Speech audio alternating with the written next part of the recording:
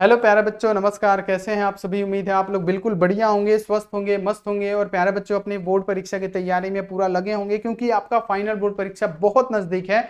और प्यारे बच्चों, आपका डेट शीट भी जारी होने वाला है।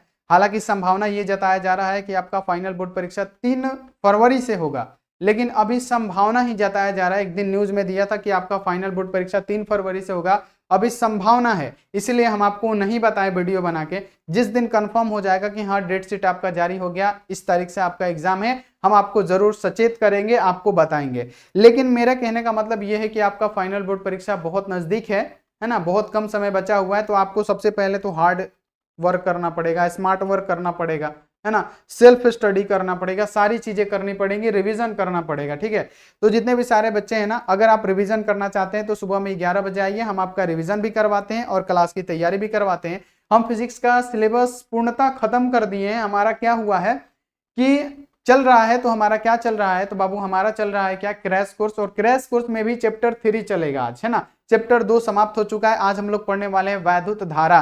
ठीक है, तो इसका क्रैश कोर्स करने वाले हैं और इसमें क्या पढ़ेंगे, जितना भी इंपॉर्टेंट इसका टॉपिक होगा जिससे हमारा सब्जेक्टिव क्वेश्चन बन सके फाइनल बोर्ड परीक्षा में, और आपको वही पढ़ना है जो आपके फाइनल बोर्ड परीक्षा में पूछा जाता है। तो जितने भी सारे बच्चे हैं ना बाबू, एक बार शेयर कीजिए क्योंकि वहीं सब पढ़ने वाले हैं हम लोग, इंपॉर्टेंट टॉपिक वहीं कवर करेंगे। तो जितने भी सारे बच्चे हैं चैनल पे पहली बार आए हैं, सब्सक्राइब करके बेल आइकन को प्रेस करके ऑल पे, और लाइक नहीं किए हैं फटाफट से लाइक करके व्हाट्सएप ग्रुप में आप लोग फटाफट से ज्वाइन हो जाएगा 9135742024। आप इस पे मैसेज करके जल्दी से जल्दी आप लोग ज्वाइन हो जाइएगा। ठीक है, उसके बाद से अगर बात करें कि जितने भी सारे बच्चे हैं अगर 349 वाला पीडीएफ नहीं लिए हैं, जिसमें क्या मिलेगा, नोट्स इंपोर्टेंट, ऑब्जेक्टिव, उसके बाद से सब्जेक्टिव, अगर आप नहीं लिए हैं तो ले लीजिए। क्यों ले लीजिए? क्योंकि इससे क्वेश्चन रहेगा आपके फाइनल बोर्ड परीक्षा में। जैसे सेंटअप एग्जाम में टकराया हुआ था, वैसे ही फाइनल बोर्ड परीक्षा में भी इस नोट्स और पीडीएफ से टकराएगा। तो अगर आप नहीं लिए हैं तो ले लीजिए। लेने के लिए आपको क्या करना पड़ेगा, आस्क बोर्ड का एप्लीकेशन डाउनलोड करना पड़ेगा। आस्क बोर्ड का एप्लीकेशन डाउनलोड करके वहां से परचेस कर सकते हैं। अगर कुछ समझ में नहीं आ रहा है तो ये नंबर नोट कीजिए मेरा, 6299248935। आप इस पे संपर्क कर सकते हैं, आप इस पे संपर्क कर सकते हैं। तो चलिए बच्चे, क्लास को शुरू कर दिया जा सके, बोले क्लास को शुरू किया जाए। और जितने सारे बच्चे पीडीएफ नोट्स नहीं लिए हैं ले लीजिएगा, लाइक कर दीजिएगा, वीडियो को एक बार आप लोग शेयर कर दीजिएगा। और एक बात बोलेंगे कि अगर आवाज में कुछ प्रॉब्लम आ भी रहा है तो उसको इग्नोर कीजिए, क्योंकि मेरा माइक थोड़ा सा खराब हो गया है ना, टेक्निकल इशू आ गया है, तो आज उसको सही करेंगे।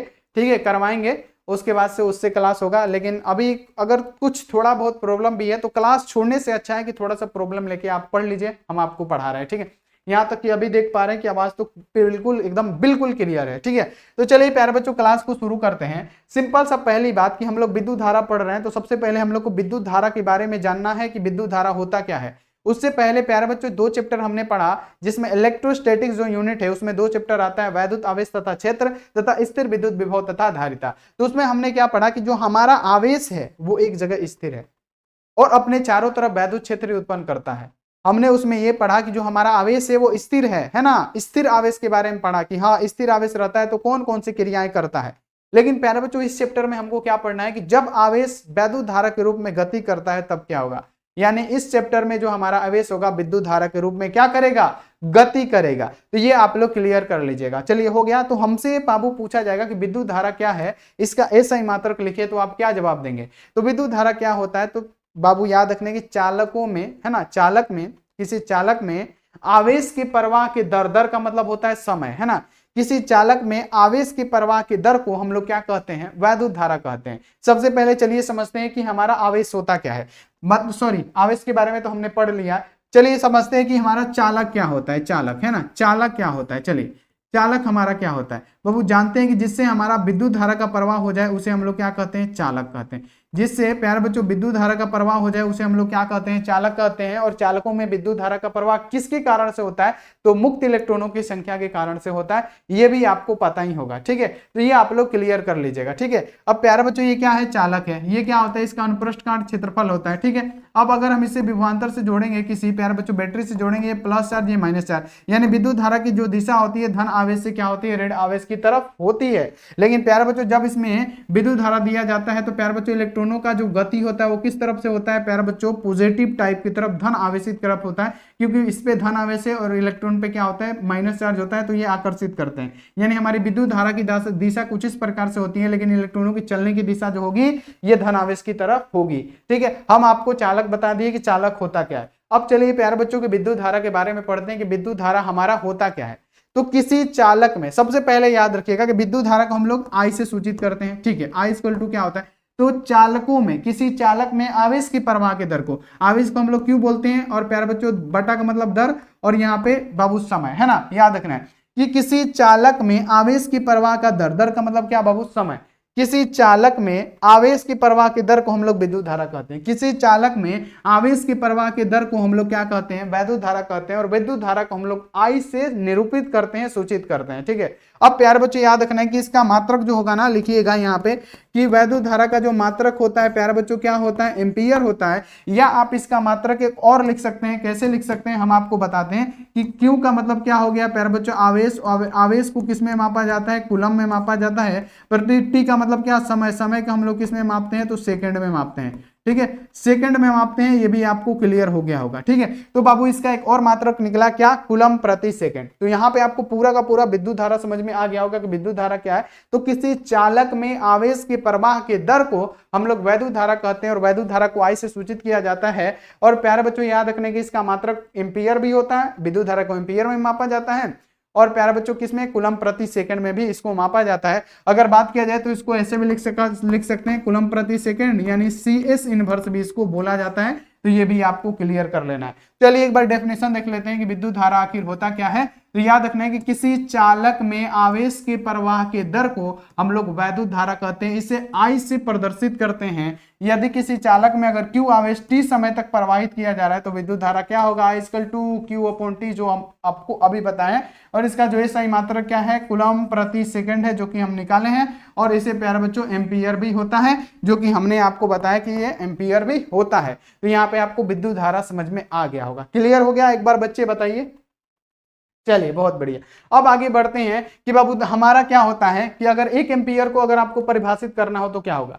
तो बाबू याद रखने की, अगर किसी चालक में, है ना, हमने चालक तो पहले भी बनाया था ऊपर, है ना, कि अगर किसी चालक में 1 एम्पियर की धारा, याद रखना है कि 1 सेकंड में 1 कूलम आवेश की धारा, याद रखना है कि अगर किसी चालक में 1 सेकंड तक 1 कूलम वैद्युत आवेश प्रवाहित किया जाता है तो प्यारे बच्चों तो उस चालक में विद्युत धारा कितना होता है, 1 एम्पियर। यानी 1 एम्पियर को अगर परिभाषित करने के लिए बोलेगा तो आप बोलेगा कि किसी चालक में 1 कूलम आवेश 1 सेकंड तक प्रवाहित करने का बाबू किया जाता है, उसे ही हम लोग क्या कहते हैं, 1 एम्पियर, जो कि ये इंपॉर्टेंट टॉपिक है, नोट कीजिएगा। अब देखिए भौतिकी में यानी जो फिजिक्स हमारा है उसमें वैद्युत धारा को मूल राशि माना गया है ना बाबू, वैद्युत धारा को मूल राशि माना गया है। क्लियर रखना ये टॉपिक, ठीक है।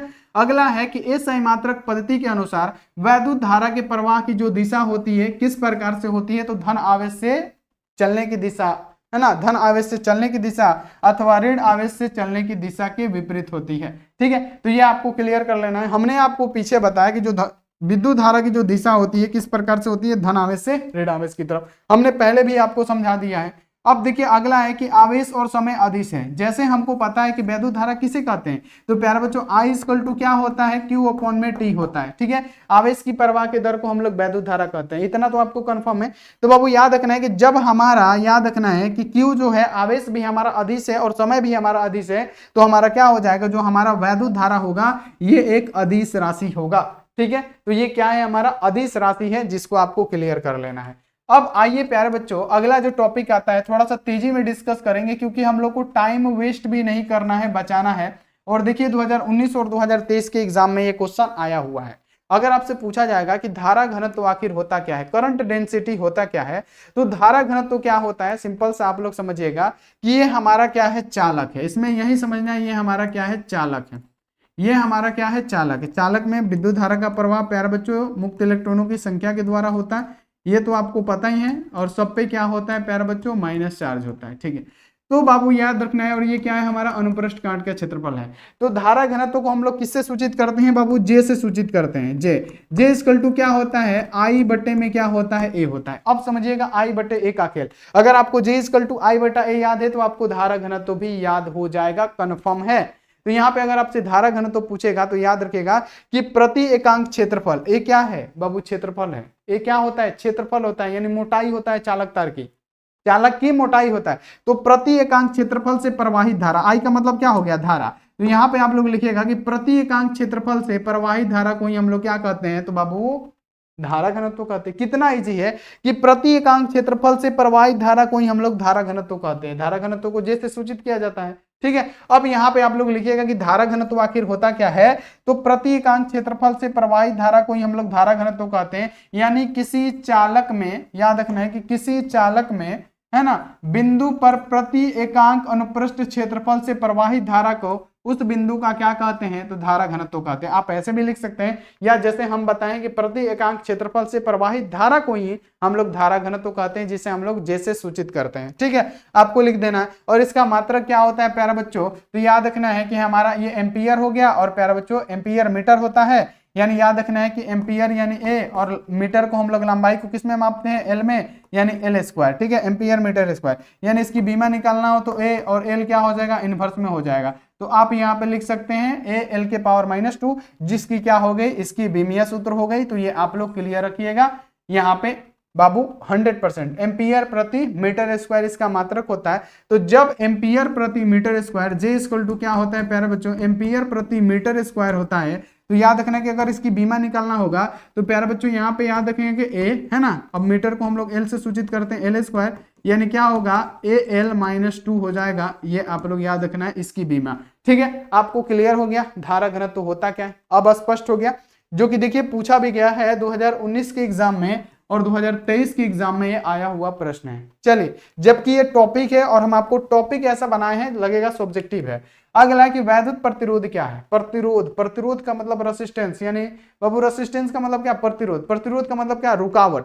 यानी वैद्युत धारा के, मतलब वैद्युत धारा के, याद रखना है कि जब किसी चालक तार में विद्युत धारा का प्रवाहित किया जाता है तो उसके रास्ते में कुछ रुकावट उत्पन्न करता है, और जो रुकावट उत्पन्न करता है ना, उसी को हम लोग क्या कहते हैं, वैद्युत प्रतिरोध कहते हैं।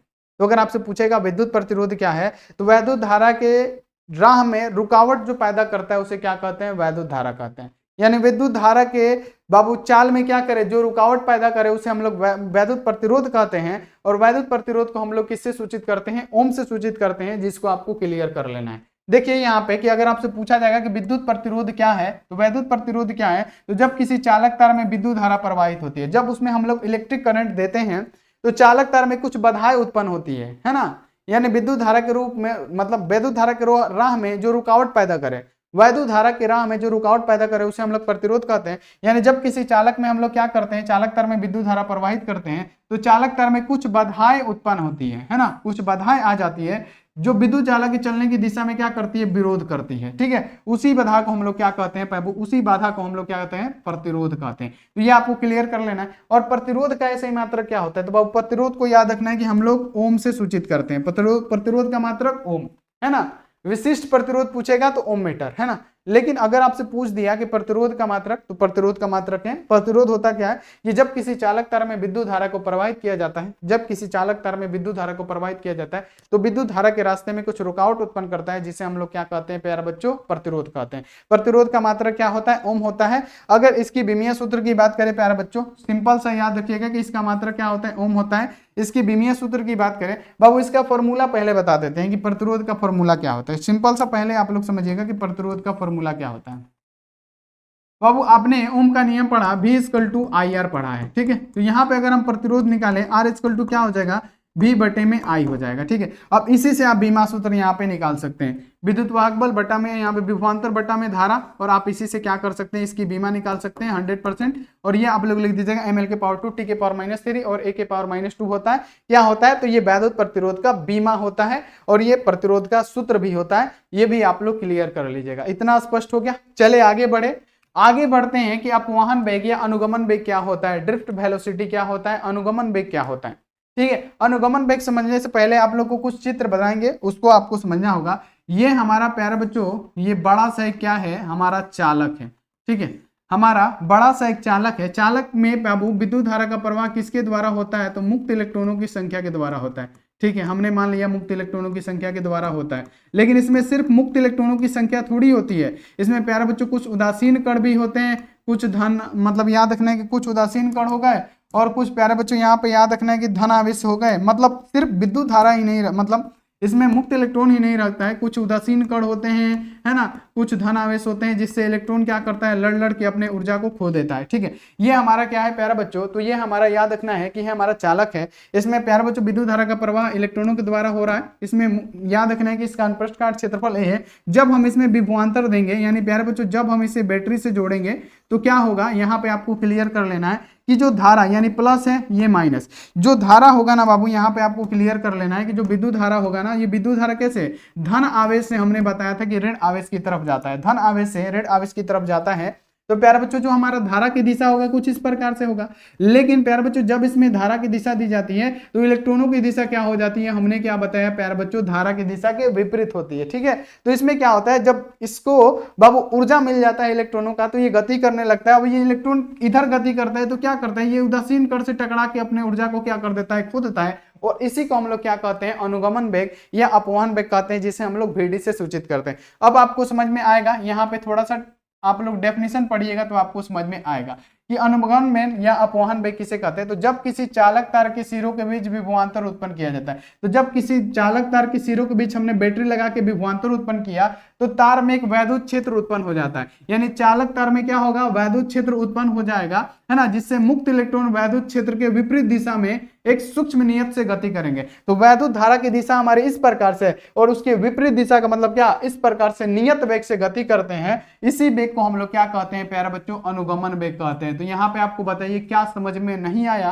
कि हमने आपको फिगर से समझाया और आपको नहीं समझ में आया, क्लियर हुआ कि नहीं, कि जब किसी चालक तार में हम क्या करते हैं कि दोनों सिरों पे जब विभवांतर उत्पन्न करते हैं, यानी बैटरी लगा के जब जोड़ते हैं तो हमारी धारा की दिशा धन आवेश से होती है ना, धन आवेश से ऋण आवेश की ओर, है ना, पॉजिटिव से निगेटिव की ओर होता है ना। लेकिन प्यारे बच्चों ये क्या करता है कि जब इसमें विभवांतर उत्पन्न किया जाता है तो इलेक्ट्रॉनों की जो दिशा होती है क्या होती है, इसके विपरीत होती है। क्यों, क्योंकि यहाँ पे धन आवेश होता है, इलेक्ट्रॉन पे ऋण आवेश, तो इसकी तरफ क्या होते हैं, आकर्षित होते हैं। और प्यारे बच्चों जब इसमें उसको ऊर्जा मिलता है ना तो ये क्या करते हैं प्यारे बच्चों की उदासीन कणों से टकरा टकरा के अपने ऊर्जा को भी खो देते हैं, और इसी को क्या कहा जाता है, तो अनुगमन वेग या अपवहन वेग कहा जाता है। और इसे किससे सूचित किया जाता है प्यारे बच्चों, VD से सूचित किया जाता है। अगर आपको कहीं भी VD दिखे तो आप लोग समझ जाइएगा कि ये अनुगमन वेग है या अपवहन वेग है।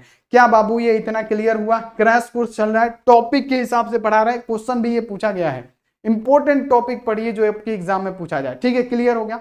हमको साउंड को लेके प्रॉब्लम है कि कोई आपको दिक्कत तो नहीं हो रहा है, क्योंकि माइक हम नहीं लगाए हैं, आप देख पा रहे होंगे वो वाला। ठीक है, चलिए आगे बढ़िए कि अनुगमन वेग और धारा में संबंध बताइए, जो कि बहुत इंपॉर्टेंट है कि अनुगमन वेग और धारा के बीच संबंध क्या होता है। सिंपल सा सबसे पहले समझिएगा, ये हमारा क्या है, चालक तार है। ठीक है, ये हमारा क्या है, चालक तार है।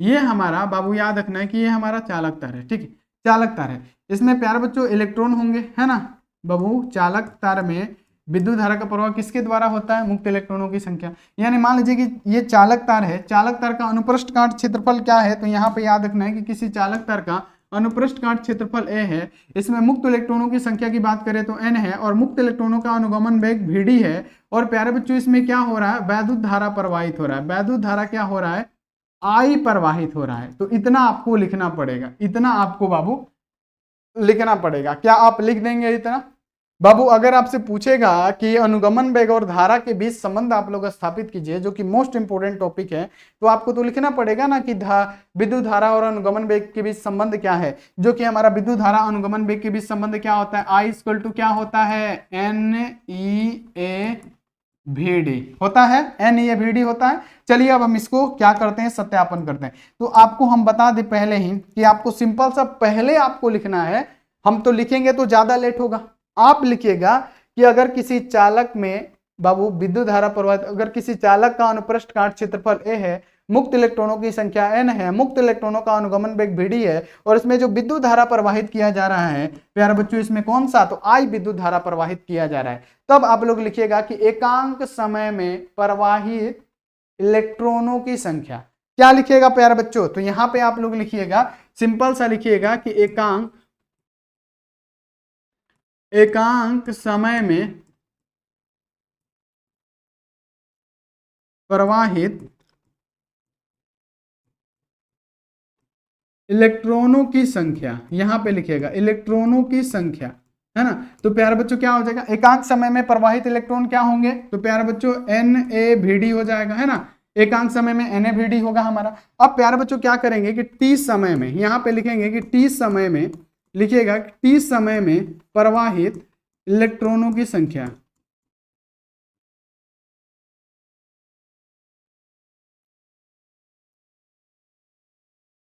प्यारे बच्चों अगर आपसे पूछा जाएगा कि टी समय में प्रवाहित इलेक्ट्रॉनों की संख्या, तो क्या होगा, इसमें टी जुड़ जाएगा, तो Na यहाँ पे क्या हो जाएगा Vd इंटू टी, क्योंकि टी समय में हो रहा है तो टी हमारा जुड़ रहा है। चूंकि हम जानते हैं, यहाँ पे लिखिएगा कि चूंकि हम जानते हैं, चूंकि हम जानते हैं, लिखिएगा कि चूंकि हम जानते हैं, लिखिएगा कि चूंकि हम जानते हैं कि एक इलेक्ट्रॉन पे आवेश क्या होता है,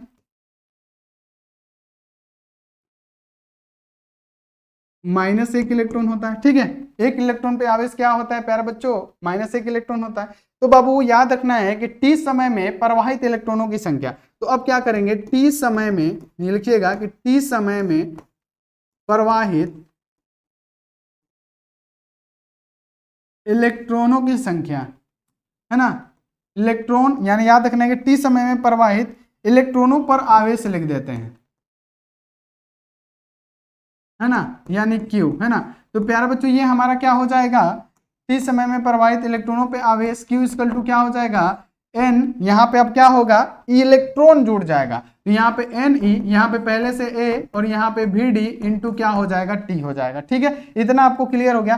क्योंकि हम जानते हैं कि Q इक्वल टू क्या मतलब I इक्वल टू क्या होता है, क्योंकि हम जानते हैं, यहाँ पे लिखिएगा कि चूंकि हम जानते हैं कि I इक्वल टू क्या होता है, Q अपॉन में T होता है, यानी किसी चालक में आवेश की प्रवाह की दर को हम लोग विद्युत धारा कहते हैं। तो इसी में क्या करेंगे, अब लोग मान रख देंगे। Q का मान ये क्या है, Q का मान कितना है, तो यहाँ पे लिखिएगा NeA, यहाँ पे Vd इंटू टी, और फिर बटा में क्या है हमारा T है, तो T। अब देखिए इससे हमको होगा क्या, इससे हमारा T से T ये कैंसिल हो जाएगा। और प्यारे बच्चों यहाँ पे याद रखना है, ये हमारा मान किसका बचा, ये तो हमने मान रखा, यानी हमारा क्या बचा, याद रखिएगा। अभी आपको नहीं समझ में आ रहा होगा, हम समझ पा रहे हैं, अभी आपको नहीं समझ में आ रहा होगा। देखिए बाबू इतना हो गया, अब हम यहाँ पे पार देंगे ना तब आपको समझ में आएगा। अब यहाँ पे देखिए, अब हमारा क्या बचा, I इक्वल टू क्या, Q का मान हमने क्या रखना है, Ne, रुकिए पेन का कलर चेंज कर ले ताकि मजा आएगा। अब देखिए, अब Q है ना, तो Q की जगह पे ये Q का वैल्यू है, तो हम रखेंगे NeAVd और T, ये सारा इनटू में है, समझ लीजिए, और बट्टा में क्या है हमारा T है, ठीक है। अब क्या होगा यहाँ पे, आप बताइए कि ये T से T कैंसिल हो जाएगा, तो हमारा क्या बचेगा, हमारा बाबू यही ना बचेगा, I इक्वल टू क्या बचेगा, I इक्वल टू बचेगा NeA, यहाँ पे याद रखना है Vd, और ये हमारा क्या है, धारा और बाबू अनुगमन वेग के बीच का संबंध है, जो कि हमने प्रूफ कर दिया। I equal to NeAVd, I equal to NeAVd हमने प्रूफ मतलब क्या किया, प्रूफ कर दिया। तो ये आपको क्लियर हो गया। पहले लिखिएगा कि एकांक समय में प्रवाहित इलेक्ट्रॉनों की संख्या NaVd हो जाएगा। टी समय में जब प्रवाहित करेंगे इलेक्ट्रॉनों की संख्या तो इसमें टी जोड़ देंगे। उसके बाद से हम जानते हैं कि एक इलेक्ट्रॉन पे हमारा आवेश क्या होता है, -1 इलेक्ट्रॉन, जबकि टी समय में प्रवाहित, यहाँ पे लिख दीजिएगा क्या, प्रवाहित इलेक्ट्रॉन पे आवेश क्या होगा, आवेश equal to Q NeAVd into T जुड़ जाएगा। क्योंकि जानते हैं कि आवेश की प्रवाह को हम लोग विद्युत धारा कहते हैं, तो Q का मान इसमें रख देंगे, नीचे T है, T से T कट जाएगा, NeAVd हो जाएगा इक्वल टू, तो ये हमारा प्रूफ हो गया, ठीक है। अब प्यारे बच्चों आता है कि अनुगमन वेग और धारा घनत्व के बीच संबंध बताइए। तो आपको क्या करना पड़ेगा, इतना पहले बनाना पड़ेगा, उसके बाद से इसको लिखना पड़ेगा, है ना। पहले आप लोग इतना बना लीजिएगा, जैसे हमने आपको बताया था कि फिगर भी आप लोग बना लीजिएगा कुछ इस प्रकार से कि किसी चालक में मुक्त इलेक्ट्रॉनों की संख्या क्या है, N है, इसका अनुप्रस्थ काट क्षेत्रफल A है ना, और इसका अनुगमन वेग क्या है, Vd है, और इसमें क्या हो रहा है प्यारे बच्चों, विद्युत धारा I प्रवाहित किया जा रहा है, ठीक है। इसमें क्या हो रहा है, धारा I बह रही है। तो प्यारे बच्चों हमने क्या निकाला था, हमने जो प्रूफ किया था, हमने क्या प्रूफ किया था, I इक्वल टू, याद रखना है, धारा और अनुगमन वेग के बीच क्या निकाला था, I इक्वल टू NeA, यहाँ पे हमने Vd निकाला था, ठीक है। अब हमको प्रूफ करना है धारा घनत्व। तो धारा घनत्व को किससे सूचित करते हैं? तो आप बोलेंगे कि धारा घनत्व को गुरुजी जे से सूचित किया जाता है। जे इक्वल टू क्या होता है? आई बटे में ए होता है। ठीक है, अब क्या करेंगे, ये आई है ना, अब आई का मान ये है, तो हम लोग क्या करेंगे, जे इक्वल टू इस आई की जगह पे ये पूरा मान पुट कर देंगे। तो जब आई की जगह पे ये पूरा मान पुट करेंगे तो क्या होगा, एन ई ए, यहाँ पे क्या हो जाएगा, वी डी हो जाएगा, और बटा में क्या हो जाएगा प्यारे बच्चों, ए होए। अब देखिए इसमें क्या होगा, ए से ए कैंसिल। अब देखिए इसमें क्या होगा कि ये ए से ए कैंसिल हो गया, तो हमारा धारा घनत्व और प्यारे बच्चों अनुगमन वेग के बीच संबंध क्या होगा, एन ई, यहाँ पे क्या हो जाएगा वी डी, हमारा क्या होगा, धारा घनत्व और अनुगमन वेग के बीच संबंध, जो कि हमने क्या किया, प्रूफ कर दिया।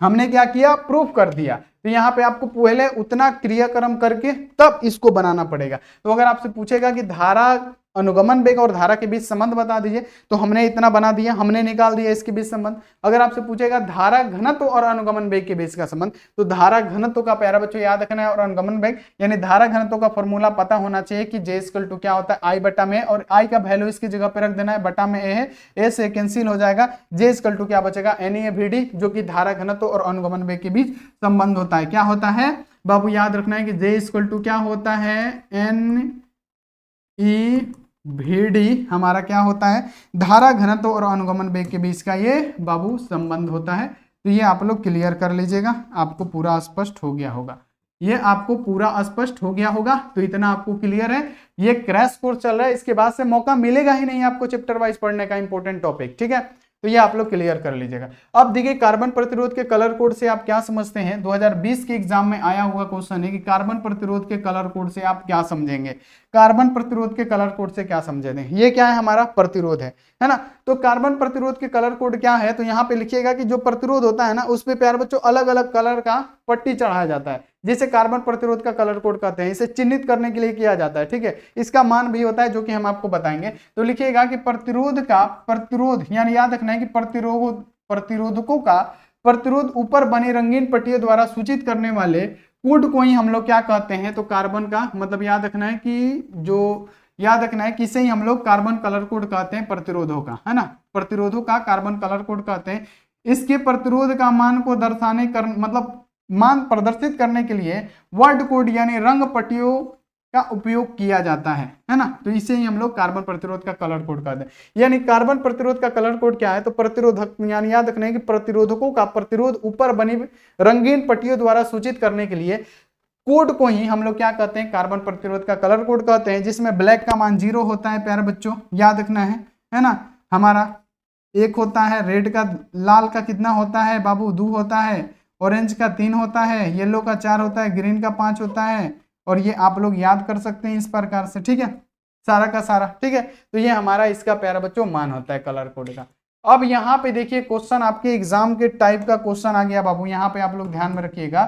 क्वेश्चन आपके सामने क्या है कि एक 100 वाट का बॉल है, तो देखिए न्यूमेरिकल टाइप क्वेश्चन है कि 100 वाट का बॉल है और 220 वोल्ट रेटिंग का बल्ब 240 वोल्ट के साथ जोड़ा जाता है, तो विद्युत शक्ति क्षय की गणना कीजिए। विद्युत शक्ति क्षय की गणना कीजिए, जो कि 2017 में आया हुआ है, पूरे 2 नंबर का क्वेश्चन है।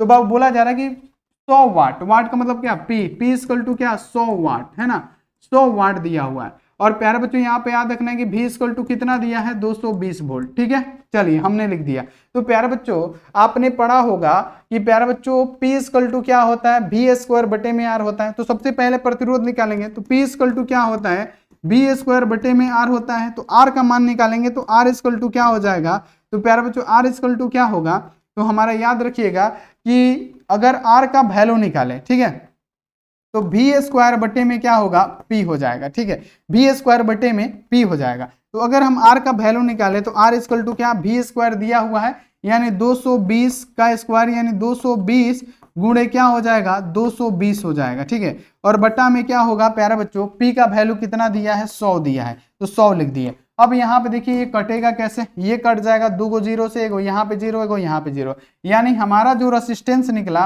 R का मान कितना निकला, R का मान निकला प्यारे बच्चों 22 गुणे 22 निकल गया, ये हमारा R का मान निकल गया। ठीक है, जब R का मान निकल गया तो फिर बोला जा रहा है कि बल्ब को कितना जोड़ना है, तो 240 वोल्ट के साथ जोड़ना है। ठीक है, तो प्यारे बच्चों फिर लिखेंगे, तो मतलब जोड़ना है, तो इसका पूछा जा रहा है कि शक्ति क्षय क्या होगा, यानी P इक्वल टू फिर लिखेंगे V स्क्वायर बटे में R, है ना। जब तो हमारा R का मान निकल गया, अब तो आर का मान निकल गया है, तो पी है तो पी है ना। अब नया वाला वोल्ट कितना है, तो 200, यहाँ पे याद रखना है कि 40 वोल्ट है, तो 240 गुणे 240 लिखेंगे। क्यों?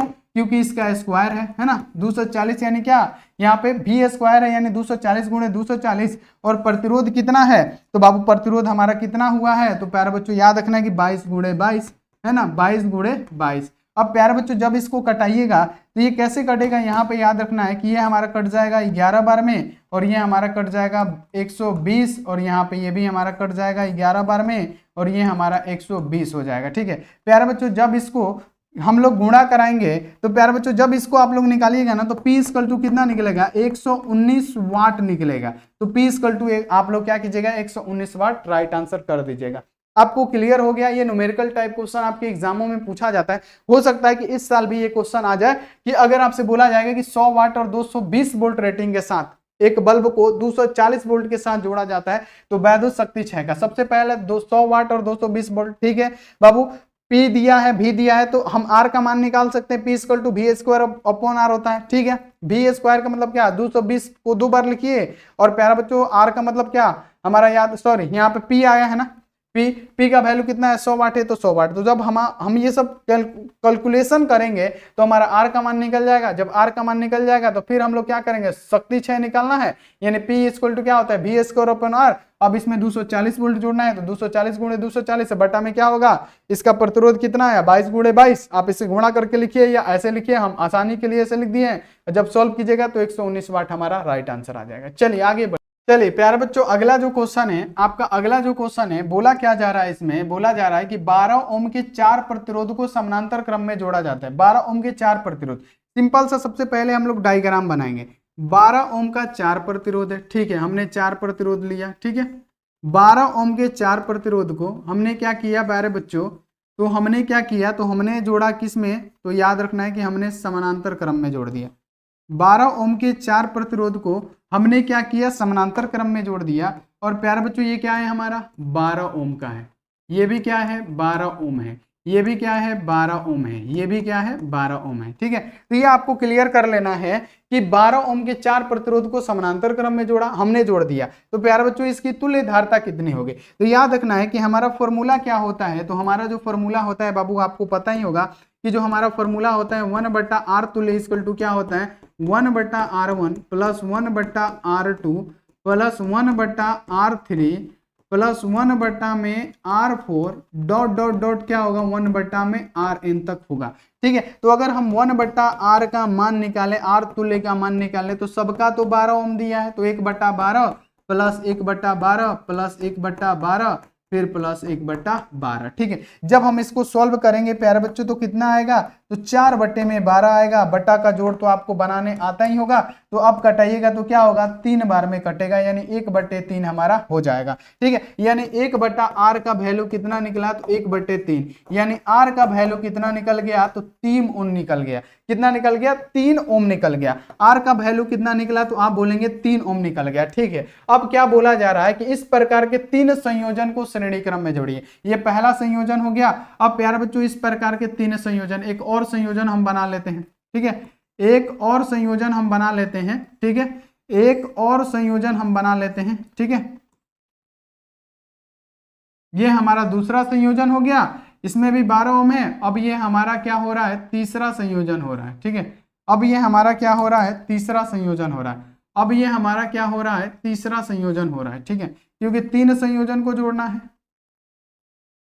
3 संयोजन को जोड़ना है ना। ये हमारा तीसरा संयोजन हो गया। और सबका मान कितना है बच्चे, तो ये भी 12 ओम का होगा, ये भी 12 का, ये भी 12 का, ये भी 12 का, ये भी 12 का, 12 का, 12 का, 12 का। ठीक है, तो प्यारे बच्चों जब हम इसका निकाले हैं तो हमारा 3 ओम आया है, तो इसका भी कितना निकलेगा, तो इसका भी R कितना निकल जाएगा, 3 ओम है ना। कितना निकलेगा, इसका भी कितना निकल जाएगा, तो 3 ओम निकल जाएगा। कितना निकल जाएगा बच्चे, तो इसका भी क्या निकल जाएगा, 3 ओम। इसका भी निकालेंगे तो R इक्वल टू कितना निकलेगा, तो 3 ओम निकल जाएगा। ठीक है, कितना क्लियर हो गया। तो अब बोला जा रहा है कि इन तीनों को श्रेणी क्रम में जोड़ा जाता है तो क्या होगा, इन तीनों को श्रेणी क्रम में जोड़ा जाता है तो क्या होगा। तो श्रेणी क्रम के लिए आपको फॉर्मूला पता होगा ना, कि श्रेणी क्रम का फॉर्मूला क्या होता है, R तुल्य इक्वल टू क्या होता है, R1 plus R2 plus R3 होता है प्रतिरोध के लिए, डॉट डॉट डॉट क्या हो जाएगा, Rn हो जाएगा। ठीक है, यानी कहने का मतलब R तुल्य निकालिएगा तो R तुल्य इक्वल टू क्या होगा, तो प्यारे बच्चों यहाँ पे याद रखना है कि हमारा R1 का मान भी कितना है, 3 ओम है, R2 का मान भी कितना है, 3 ओम है, और R3 का भी मान कितना है, 3 ओम है। यानी यहाँ पे R तुल्य कितना निकलेगा, तो 9 ओम हमारा राइट आंसर हो जाएगा। तो ये बाबू क्वेश्चन पूछा गया था 2018 में, और आपको कुछ इस प्रकार से इसको बनाना है जो कि आपको 100% आप लोग बना सकते हैं। तो क्लियर हो गया, एक बार आप लोग क्लियर कीजिए, क्लियर हो गया। चलिए आगे बढ़ जाते हैं कि प्रतिरोधों का समानांतर क्रम समायोजन क्या होता है, जो कि 2022 के क्वेश्चन में आया हुआ है। अलग ही टॉपिक है, अलग ही भौकाल है इस चैप्टर का, इससे बहुत सारे क्वेश्चन पूछे जाते हैं। तो यहाँ पे आपको इतना क्लियर कर लेना है कि प्रतिरोधों का समानांतर क्रम समायोजन क्या होता है। प्रतिरोधों का समानांतर क्रम समायोजन होता क्या है, तो बाबू याद रखना है कि प्रतिरोधों का समानांतर क्रम समायोजन की बात करें तो जब प्यारे बच्चों याद रखना है किसी प्रतिरोध को, है ना, याद रखना है कि ये मान लीजिए कि बिंदु ए है, कि प्यारे बच्चों जितने भी प्रतिरोध हैं उनके पॉइंट ए को किसी बिंदु ए से और उनके पॉइंट बी को किसी बिंदु बी से जोड़ दिया जाता है। याद रखना है ये हमारा पहला प्रतिरोध है, ये हमारा दूसरा प्रतिरोध है, ये हमारा तीसरा प्रतिरोध है। आप कितना भी इसमें प्रतिरोध लगा सकते हैं। तो याद रखना है कि प्रतिरोधों का समानांतर क्रम समायोजन क्या होता है कि जब किसी प्रतिरोध के सभी मतलब एक छोर को किसी बिंदु ए से और दूसरे छोर को किसी बिंदु बी से जोड़ दिया जाता है, और प्यारे बच्चों आने वाले और प्रतिरोध को एक पॉइंट को मतलब एक छोर को किसी बिंदु ए से और एक छोर को किसी बिंदु बी से जोड़ दिया जाता है। तो इस प्रकार के चलने वाले संयोजन को हम लोग क्या कहते हैं, तो समानांतर क्रम समायोजन कहते हैं। और समानांतर क्रम समायोजन के लिए फॉर्मूला जो हमारा होता है आप सभी बच्चों को पता होगा कि 1/r तुल्य, याद रखना है कि R तुल्य इक्वल टू क्या होता है, 1/R1 प्लस 1 याद रखना है कि R2 plus 1/R3 dot dot dot 1 में Rn होता है। इसी को क्या कहते हैं, तो बाबू प्रतिरोधों का समानांतर क्रम समायोजन कहते हैं।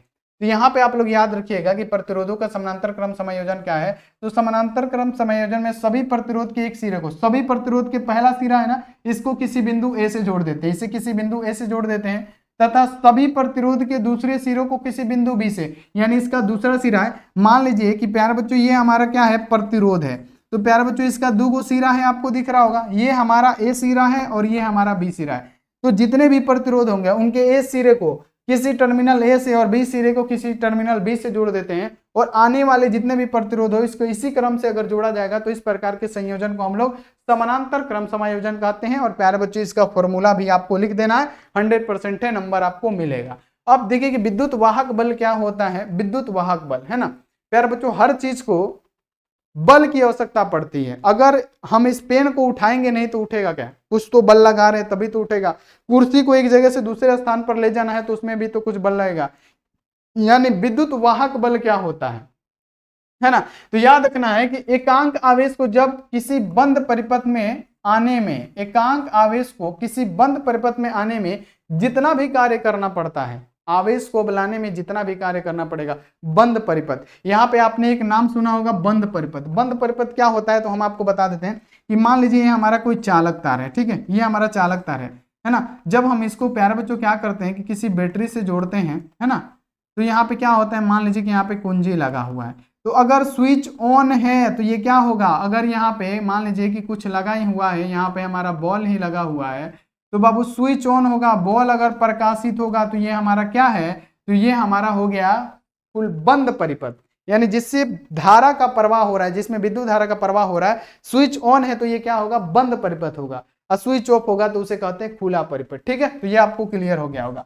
तो याद रखना है बस आपको कि विद्युत वाहक बल क्या होता है। अगर आपसे पूछा जाएगा इलेक्ट्रोमोटिव फोर्स क्या होता है, यानी विद्युत वाहक बल, है ना। यानी प्यारे बच्चों याद रखना है कि एकांक आवेश को किसी बिंदु परिपथ में आने में, बंद परिपथ में आने में जितना भी कार्य करना पड़ता है उसे हम लोग विद्युत वाहक बल कहते हैं। यानी विद्युत वाहक बल यानी क्या हो जाएगा, ई इक्वल टू क्या होता है प्यारे बच्चों, तो याद रखना है कि W/Q होता है। यानी किसी आवेश को बंद परिपथ के अंदर लाने में जितना भी कार्य करना पड़ता है, किसी आवेश को बंद परिपथ के अंदर लाने में जितना भी कार्य करना पड़ता है, इसे हम लोग क्या कहते हैं, तो वाहक बल कहते हैं। तो इतना आप लोग क्लियर कर लीजिएगा कि एकांक आवेश को किसी बंद परिपथ में आने में जितना भी कार्य करना पड़ता है उसे हम लोग क्या कहते हैं, उसे विद्युत वाहक बल कहते हैं। ये आपको याद रखना है। यदि किसी परिपथ में Q आवेश प्रवाहित करने पर सेल द्वारा किया गया कार्य W हो तो सेल का विद्युत वाहक बल क्या होता है, इक्वल टू W/Q होता है। तो ये आप लोग क्लियर रखिएगा, बहुत इंपॉर्टेंट है। ये भी क्वेश्चन देखिए कि 2022 में पूछा गया प्रश्न है और इसे आपको ध्यान में रखना है और क्लियर कर लेना है कि नीला और पीला रंग का कार्बन कोल का प्रतिरोध का मान बता दीजिए। कितना इजी क्वेश्चन है कि नीला और पीला रंगों के लिए कार्बन प्रतिरोध के कलर कोड लिखें, नीला का पीला का। तो बाबू सिंपल सा याद रखना है कि नीला के लिए क्या होता है, 6 होता है। देखिए यहाँ पे बाबू क्या है, नीला, ब्लू का मतलब नीला, और नीला के लिए कितना है, 6 है। अब प्यारे बच्चों याद जाइए कि पीला, पीला क्या है, येलो, येलो के लिए कितना होता है, 4 होता है। ब्राउन के लिए 1 होता है, ब्लैक के लिए 0 होता है, रेड के लिए 3, ऑरेंज के लिए यहाँ पे सॉरी रेड के लिए 2, ऑरेंज के लिए 3 होता है। ठीक है, वॉयलेट बैगनी के लिए 7 होता है, ग्रे के लिए 8 होता है, व्हाइट के लिए 9 होता है, गोल्ड के लिए बाबू समझ लीजिए कि 10 होता है। ठीक है, तो ये आपको क्लियर हो गया कि नीला और पीला का पूछा जाएगा। कहीं आपसे पूछ देगा कि ब्लैक का बता दीजिए, ब्राउन का बता दीजिए, तो 0 1। ठीक है, तो ये आप लोग क्लियर रखिएगा। अब देखिए विभव मापी के 2 उपयोग लिखे। विभव मापी क्या करता है प्यार बच्चों, विभवांतर को मापता है। तो सिंपल सा अगर आपसे पूछेगा कि विभव मापी के 2 उपयोग लिखे, तो विभव मापी क्या करता है, विभवांतर को मापता है। सबसे पहले सेल का विद्युत वाहक बल विभव मापी के द्वारा मापा जाता है। ठीक है, तो ये आप लोग लिख दीजिएगा बिल्कुल आसानी से। बताइए फटाफट से, क्रैश कोर्स चल रहा है, जब तक खत्म नहीं होगा छोड़ेंगे नहीं बाबू। तो यहाँ पे आज एक विभव मापी के 2 उपयोगों को लिखे। तो विभव मापी के 2 उपयोग क्या है, तो विभव मापी का निम्नलिखित 2 उपयोग है।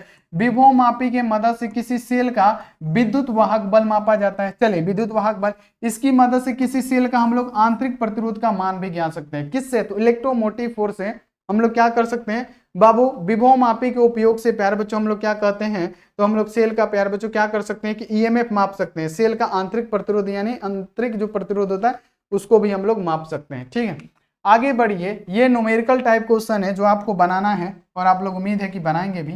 देखिए क्वेश्चन आपके सामने है कि 3:4 के अनुपात में 2 प्रतिरोध समानांतर क्रम में जोड़े जाते हैं, है ना। 3:4 के अनुपात में 2 प्रतिरोध समानांतर क्रम में जोड़े जाते हैं, उसमें उत्पन्न ऊष्मा परिणामों की तुलना करें। यानी प्यारे बच्चों याद रखना है कि 2 मतलब 3:4 अनुपात में 2 प्रतिरोध यानी R1 प्रतिरोध और मान लेते हैं एगो R2 प्रतिरोध है 2 है, इसका अनुपात क्या दिया है, 3/4 दिया है। ठीक है, जो कि प्यारे बच्चों एक बात याद रखिएगा कि हीट की बात करें तो हमारा हीट जो होता है क्या होता है प्यारे बच्चों, इनवर्सली प्रोपोर्शनल टू होता है हमारे प्रतिरोध के। अगर प्रतिरोध बढ़ाते हैं तो हीट का मान कम होगा, और हीट बढ़ाते हैं तो प्रतिरोध का मान कम होगा। ठीक है, ये तो आपको पता है, इतना तो आप लोग जानते हैं। चलिए तो प्यारे बच्चों अगर हम एक काम करें, यहाँ पे आप लोग समझिएगा, अगर हम एक काम करें कि यहाँ पे हम लिख दे प्यारे बच्चों यहाँ पे कि H1 और यहाँ पे H2 बराबर होगा क्या, तो R2 बटे में R1 के। तो यहाँ पे लगा दीजिए K R2 बटे में K R1 के।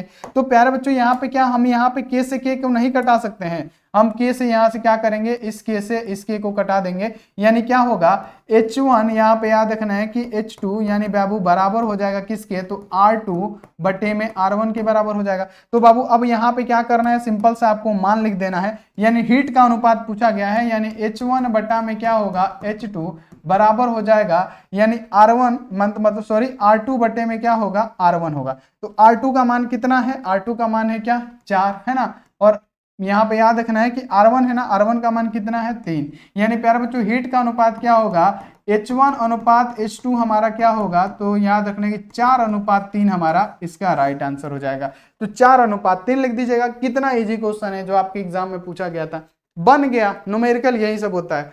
ठीक है, चलिए आगे बढ़ जाइए। अगला कि फ्यूज तार की 2 विशेषताएं लिखे। 2014 का क्वेश्चन है कि फ्यूज तार क्या होता है। सिंपल सा आपके एग्जाम में पूछा जा सकता है कि फ्यूज तार आखिर होता क्या है। फ्यूज तार, बहु फ्यूज तार जो होता है ना, परिपथ में इसको यूज किया जाता है। ये फ्यूज तार क्या करता है कि किसी भी चीज को बचाता है, सुरक्षित रहता है। ठीक है, इसका मेल्टिंग पॉइंट बहुत कम होता है। अगर शॉर्ट सर्किट हो चाहे किसी भी प्रकार का फॉल्ट हो तो सबसे पहले कटेगा तो फ्यूज तार। क्यों, क्योंकि उसका मेल्टिंग पॉइंट बहुत कम होता है, लेड और टिन के मिश्र धातु से बना होता है, बहुत जल्दी क्या हो जाता है, पिघल जाता है, जिससे हमारी जो जितने भी इलेक्ट्रिकल डिवाइस है वो हमारी सुरक्षित रहती है। ठीक है, तो यहाँ पे याद रखना है, इसके 2 उपयोग लिखना है। तो सिंपल सा लिखिएगा कि फ्यूज तार की 2 विशेषताएं निम्नलिखित है।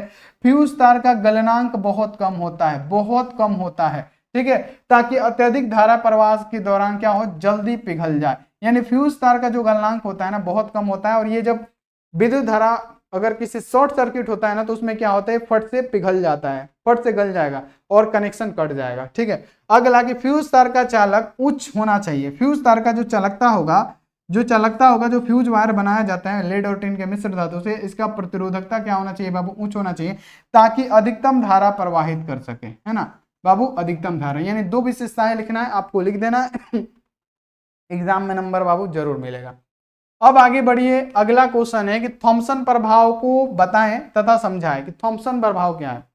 थॉम्सन प्रभाव क्या है, तो थॉम्सन प्रभाव के लिए हम आपको बता देते कि जब एक असमान रूप से, जब एक असमान यानी अलग अलग गर्म चालकों से विद्युत धारा प्रवाहित किया जाता है तो चालकों में ऊष्मा का अवशोषण या उत्सर्जन होता है, इसी को हम लोग क्या कहते हैं, तो थॉम्सन प्रभाव कहते हैं। तो सिंपल सा लिखिएगा, अगर आपसे पूछा जाएगा कि थॉम्सन प्रभाव क्या है, तो थॉम्सन प्रभाव के लिखिएगा कि जब एक असमान रूप से गर्म चालक में, जब किसी असमान रूप से यानी असमान अलग अलग दो चालकों में क्या करेंगे, धारा को प्रवाहित करेंगे, तो या तो वो ऊष्मा को अवशोषित करेगा या तो वो ऊष्मा को क्या करेगा, उत्सर्जित करेगा, और इसी के प्रभाव को हम लोग क्या कहते हैं, तो थॉम्सन प्रभाव कहते हैं। ठीक है, तो ये आपको क्लियर रखना है कि जब एक असमान रूप से गर्म चालक से विद्युत धारा प्रवाहित किया जाता है तो क्या होगा प्यारे बच्चों कि चालक या तो ऊष्मा को क्या करेगा, अवशोषित करेगा या उत्सर्जित होता है, इसी को हम लोग क्या कहते हैं, थॉम्सन प्रभाव।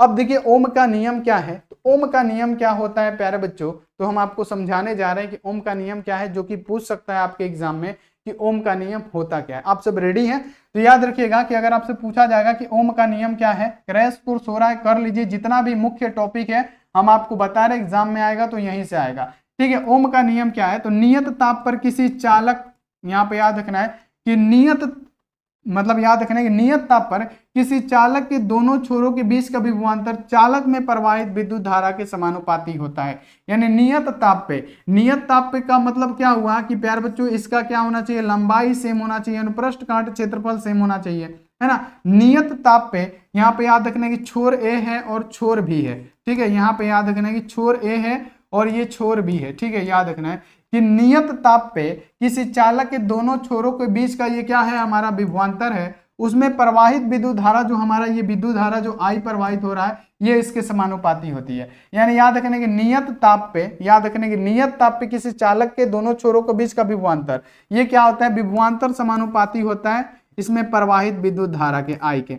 भी समानुपाती क्या होता है, आई होता है। बाबू भी इस समानुपाती हटेला इक्वल टू लगता है। ठीक है, समानुपाती हटता है इक्वल टू लगता है, और प्यारे बच्चों इसमें आर लगा देंगे, है ना, और प्यारे बच्चों आई हो जाएगा। तो भी इक्वल टू आर आई हमारा क्या हो गया, ओम का नियम होगा। अगर आर का मान निकाले तो आर इक्वल टू क्या हो जाएगा, भी बटे में आई हो जाएगा। तो ये ही है हमारा ओम का नियम जो 2 नंबर में पूछा जाता है कि ओम का नियम क्या है, तो नियत ताप पर किसी चालक के दोनों छोरों के बीच का विभवांतर उसमें प्रवाहित विद्युत धारा के समानुपाती होता है।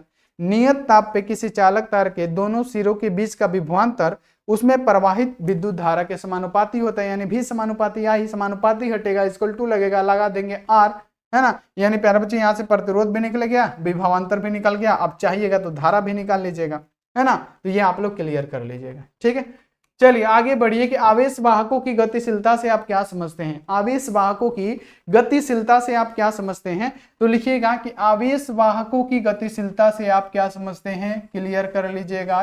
तो लिखिएगा कि किसी आवेश वाहकों के अनुगमन वेग भेदी, किसी आवेश वाहक के अनुगमन वेग भेदी तथा आरोपित वैद्युत क्षेत्र ई के अनुपात को हम लोग क्या कहते हैं, तो प्यारे बच्चों याद रखना है कि आवेश वाहक की गतिशीलता कहते हैं। इसे हम लोग म्यू से प्रदर्शित करते हैं। म्यू इक्वल टू क्या होता है, तो प्यारे बच्चों याद रखना है कि किसी आवेश वाहक का अनुगमन वेग क्या हो गया, भेदी, आरोपित वैद्युत क्षेत्र ई के क्या होता है प्यारे बच्चों, समानुपाती होता है। यानी म्यू इक्वल टू भेदी बटा में ई, ये हमारा क्या होता है, इसी को हम लोग क्या कहते हैं, आवेश वाहकों की गतिशीलता कहते हैं।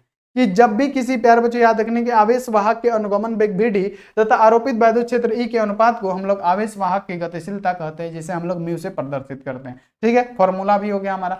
आगे बढ़िए कि विशिष्ट चालकता क्या है, स्पेसिफिक कंडक्टिविटी क्या है, चालकता पूछा गया है।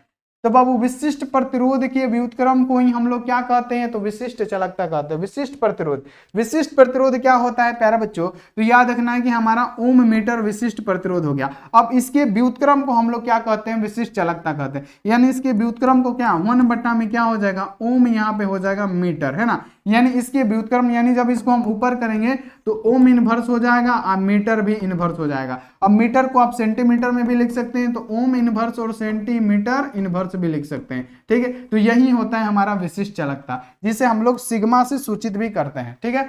तो याद रखिएगा कि जिस प्रकार प्रतिरोध के व्युत्क्रम को चालकता कहा जाता है, उसी प्रकार विशिष्ट प्रतिरोध के व्युत्क्रम को हम लोग क्या कहते हैं, विशिष्ट चालकता कहते हैं। इसे सिग्मा से प्रदर्शित करते हैं। इसका मात्रक क्या होता है, ओम मीटर इनवर्स होता है, जो कि ओम इनवर्स और मीटर इनवर्स भी आप लिख सकते हैं, है ना। विशिष्ट चालकता की बीमा क्या होती है, एम इनवर्स एल के पावर 3 टी के पावर यहाँ पे क्या होता है 3 और ए के पावर 2 होता है, जिसे आपको क्लियर कर लेना है, ठीक है। क्लियर हो गया। तो ये हमारा हो गया विशिष्ट चालकता। अब देखिए ये क्वेश्चन है जो आपके एग्जामों में पूछा गया है और ये आपके हो सकता है एग्जाम में आएगा। तो ये आप लोग क्लियर रखिएगा कि दिए गए परिपथ का मान ज्ञात करें, दिए गए परिपथ का मान ज्ञात करें, परिपथ में मान ज्ञात करें। यानी बाबू किरचॉफ का प्रथम नियम है, और किरचॉफ का प्रथम नियम क्या कहता है, हमने आपको समझा दिया कि किरचॉफ का प्रथम नियम कहता है कि विद्युत धारा किसी बिंदु पर आने वाली या जाने वाली सभी धाराओं का बीजगणितीय योग क्या होता है, शून्य होता है, जो कि किरचॉफ का प्रथम नियम है। ये आप लोग क्लियर रखिएगा। तो विद्युत धारा किसी परिपथ पे, है ना, याद रखना है कि विद्युत धारा किसी बिंदु पर आने वाली, ये धारा क्या हो रही है, देखिए इसका मुख किस तरफ है, इस तरफ है, तो आने वाली धारा है। तो आने वाली धारा को हम लोग क्या लिखेंगे, प्लस में, यानी 7 एम्पीयर की धारा आ रही है, ठीक है। ये धारा हमारी जा रही है, इसको छोड़िए, और धारा आने वाली क्या है, 5 एम्पीयर की धारा हमारी आ रही है, ठीक है। और प्यारे बच्चों इसमें आने वाली धारा कौन सी है, 2, क्योंकि देखिए इसका मुख इस तरफ है, तो 2 एम्पीयर की धारा क्या हो रही है प्यारे बच्चों, आ रही है, ठीक है। अब जाने वाली धारा को हम क्या करेंगे, माइनस में लिखेंगे, यानी 3 एम्पीयर की धारा जा रही है और आई का धारा जा रहा है, और बराबर होता है बीजगणितीय योग शून्य के, ये आपको पता होगा, ठीक है। तो प्यारे बच्चों क्या होगा, 7 5 12, है ना बाबू, याद रखिएगा 12 2 14, 14 को में से 3 हो गया, कितना बचा 11, यानी 11 ampere minus I equal to A, यानी धारा का मान पूछा, आई इक्वल टू क्या हो जाएगा, 11 एम्पीयर हो जाएगा। आई इक्वल टू क्या होगा बच्चे, तो हमारा 11 एम्पीयर राइट आंसर हो जाएगा, जिसको आप लोग लिख दीजिएगा। एग्जाम में 100% है कि नंबर मिलेगा तो मिलेगा। तो बाबू हमारा क्या निकला, आई इक्वल टू 11 एम्पीयर। तो आप इसको इस प्रकार से लिख सकते हैं। तो बाबू क्रैश कोर्स हो रहा है, तो पहले तो आप लोग एक बार लाइक कीजिए, ठीक है। जितने भी सारे बच्चे हैं एक बार आप लोग लाइक कीजिए, और इतना फटाफट अंदाज में इतना समझा के आपको पढ़ाए हैं, और चैनल को फटाफट से आप लोग सब्सक्राइब कीजिए और बेल आइकन को प्रेस करके ऑल पे। अब मिलिए 11 बजे मॉडल पेपर के साथ, ठीक है। तो जितने भी सारे बच्चे हैं फटाफट से सेशन को शेयर कीजिए, वीडियो को शेयर कीजिए, ठीक है। तो आप लोग लाइक भी कर दीजिए। क्रैश कोर्स यहाँ पे समाप्त होता है। अब इसका क्रैश कोर्स का चैप्टर 3 का ऑब्जेक्टिव आज कर लिया जाएगा। तो उम्मीद है कि आपको क्लास अच्छा लगा होगा तो वीडियो को लाइक, चैनल को सब्सक्राइब जरूर कीजिएगा। तो मिलते हैं ऐसी अगली क्लास में। आप लोग अपना ध्यान रखिए, मन लगा के पढ़ाई कीजिए। Take care and bye.